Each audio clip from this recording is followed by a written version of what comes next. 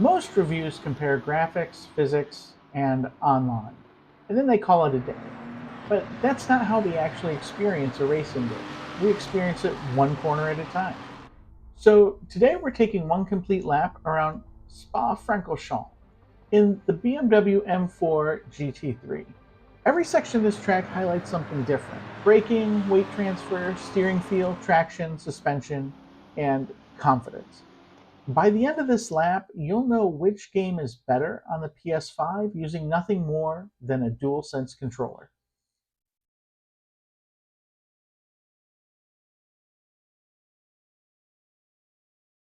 Every race starts here.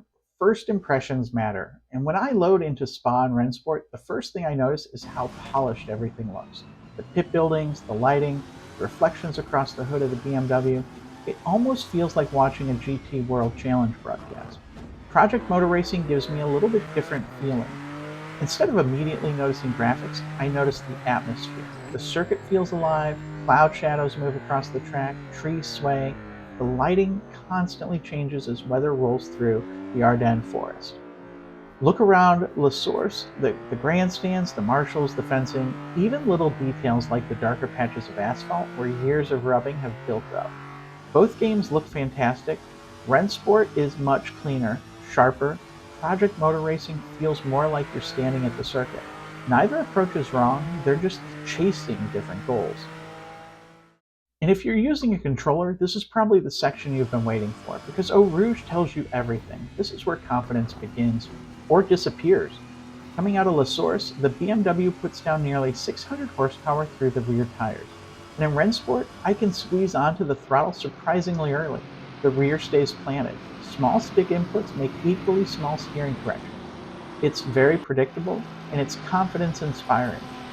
Project Motor Racing immediately feels heavier. You actually sense the chassis compressing into Eau Rouge. As the suspension lows, you don't just steer the car, you balance it.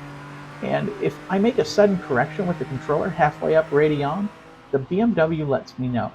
The rear gets light, the weight shifts. It's not trying to punish me, it's reminding me that this is a 1,500 kilogram GT3 car changing direction over 140 miles per hour. And one thing I really appreciate is how both games use the DualSense trigger.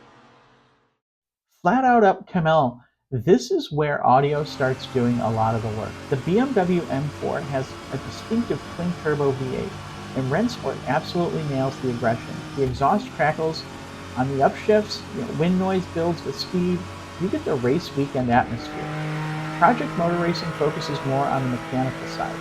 You hear transmission whine, you hear the tire roar, and you hear the suspension working over the bumps. The sense of speed is excellent in both games, but they communicate the speed differently.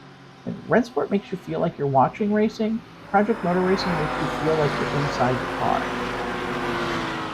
Now, this is where physics starts separating the two games. Heavy braking, rapid direction changes, big curves, everything happens quickly.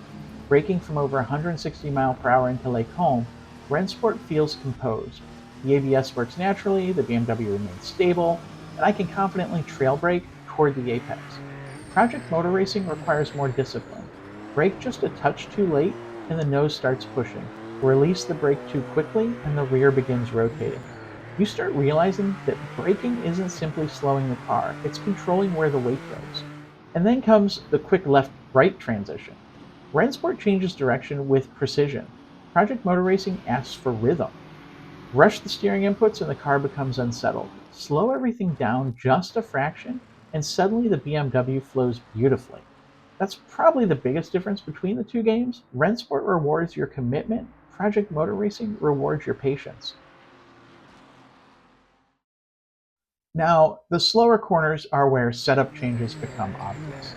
And after spending hours tuning both games, I kept coming back to the same adjustments: brake bias, rear anti-roll bar, differential preload, tire pressure, and ride height. You move the brake bias forward 2 clicks in Project Motor Racing, and suddenly the BMW becomes much calmer in the Bruxelles. And soften the rear end roll bar, and the car puts power down, better exiting no name, but you lose some responsiveness in the faster sections later in the lap. Every adjustment feels connected, and you make one change and it affects 3 different corners. RENNSPORT's default setup felt easier to just jump into. I still made tweaks, but they were refinements rather than necessities to be able to drive the car. And if you love spending an evening chasing that final half second, Project Motor Racing is incredibly rewarding for that. But if you want to race, just get in the car and race, RENNSPORT gets you there faster. Wuhan might be my favorite corner at Spa because it exposes everything: your confidence, your setup, your throttle control, and your patience. In RENNSPORT, once I trusted the front end, I found myself attacking this corner harder every lap. In Project Motor Racing, I respected it. Lift too late and the front washes wide. Throttle too early and the rear begins rotating. Neither game feels wrong, they're simply asking different questions. RENNSPORT asks, how brave are you? While Project Motor Racing asks, how smooth are you? These final high-speed sections are where races are often won or lost. Following AI through Stavlo, I noticed something interesting. Project Motor Racing's AI doesn't always behave the same way. Some defend the inside, some prioritize exit speed, some even make small mistakes under pressure, forcing you to adapt. RENNSPORT's AI is consistently quick and clean, but after enough races, I started to notice familiar patterns. Online is where the story changes, however. If I'm looking for competitive races after work, RENNSPORT currently has the stronger ecosystem. Lobbies fill quickly, matchmaking feels polished, and it's easy to jump into quality racing.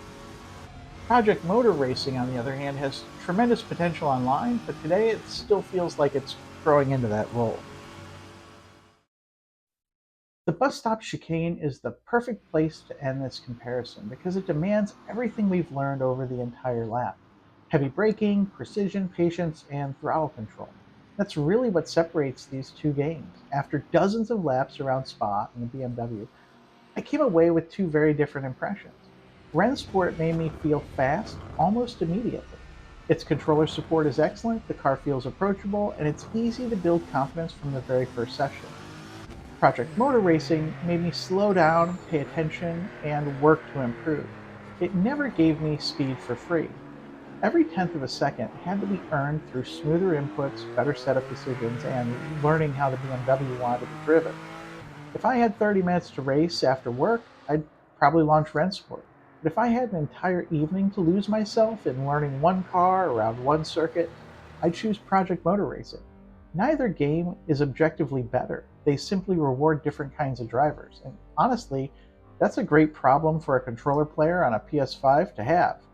If you've driven both, I'd love to hear your experience, which one clicked for you, and what car and track combination made the difference with that decision.